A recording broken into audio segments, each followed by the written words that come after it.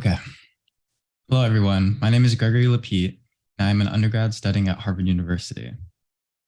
Today, I will be sharing with you my project of the Precursor Inlet for metal organic molecular beam epitaxy of tungsten ditelluride.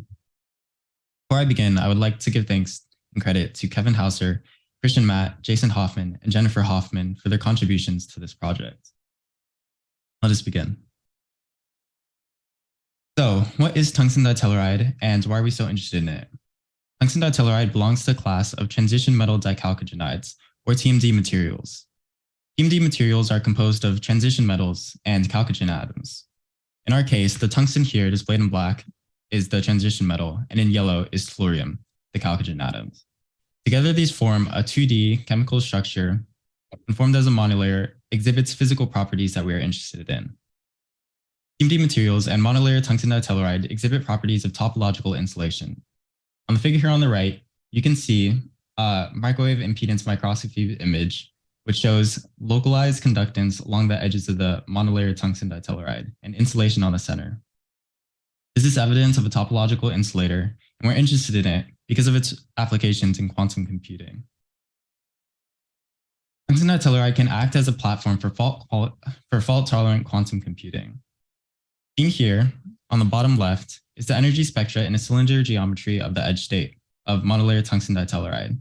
Without pairing, there exists a helical edge state which traverses the bulk gap.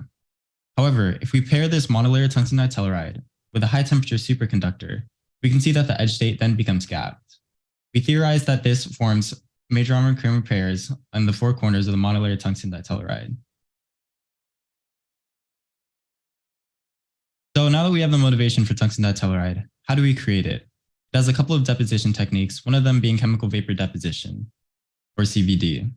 Chemical vapor deposition is a process that we heat a low vacuum chamber up to the reaction temperature of a volatile precursor. The chamber is heated to the reaction temperature, and the precursor reacts and breaks down into the desired coating onto the material surface. Over time, the coating material builds up and creates this tungsten ditelluride. We favor CVD because of its low stoichiometric variability compared to other deposition methods. Compared to other deposition methods, you are very likely to obtain tungsten ditelluride rather than any other formation of your materials. However, because it's only performed in a low vacuum environment, there is a higher defect density because there is more atmosphere in the way of your deposition. The other deposition technique which we employ is molecular beam epitaxy, or MBE. MBE is employed in an ultra-high vacuum environment. Therefore, it does not suffer from these same defect densities that CVD does. However, in our case, we use tungsten, which has a very high melting point. This requires that we use electron beam evaporators, and this increases the flux instability of the system and creates islands in our monolayer film, which is not ideal. So how do we solve this? We solve this by implementing a metal organic precursor in conjunction with a molecular beam epitaxy. This is the same image from the previous slide, and you can see the same flux instability and island generation. However, it has been shown that performing MBE in conjunction with metal organic precursors decreases the flux instability and decreases island generation. This is because tungsten on its own tends to be very sticky at low temperatures and does not stick to the surface of the material at high temperatures. This problem doesn't come into play when you're dealing with molecules.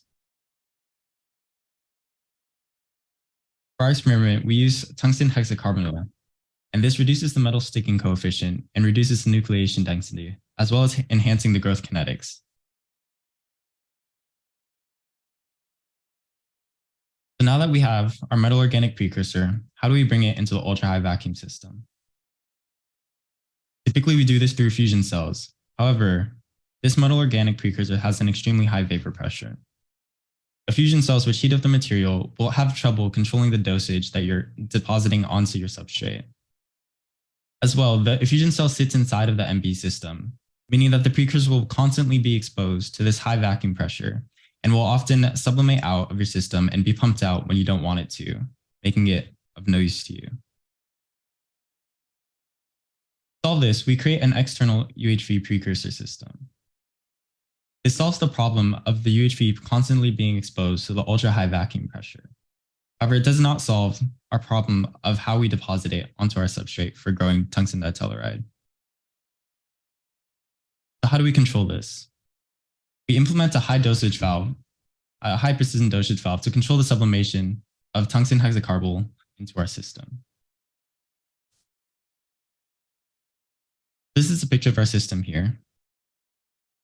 And you can see that we implement the external precursor system below.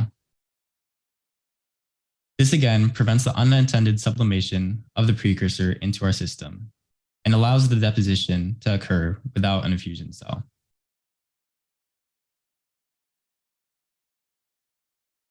Here you can see the high precision leakage valve. This allows us to tune the flux and leak rate of the precursor into our system and to grow our tungsten ditelluride. Because of its high vapor pressure, we also need to control where the precursor sublimates and condensates. We do this through localized heating and heating up a water bath to the place where the precursor is stored to prevent condensation and control where it sublimates.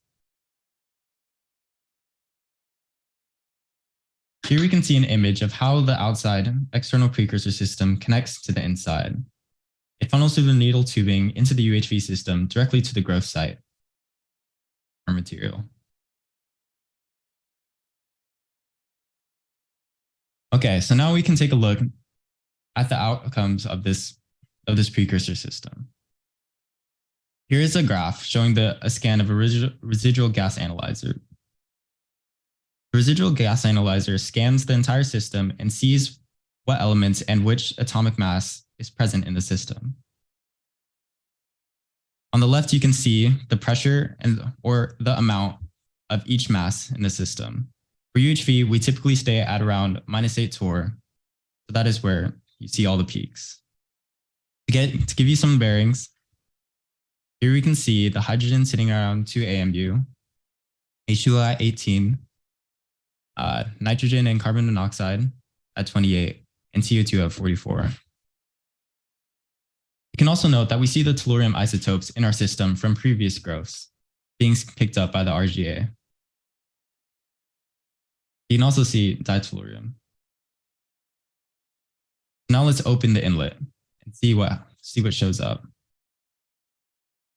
You can see large spikes throughout the entire graph, and we begin labeling these.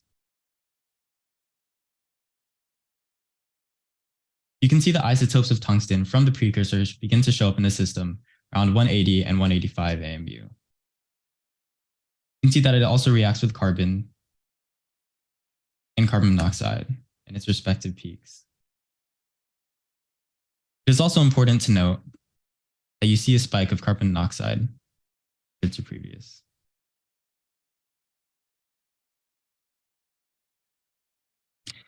So,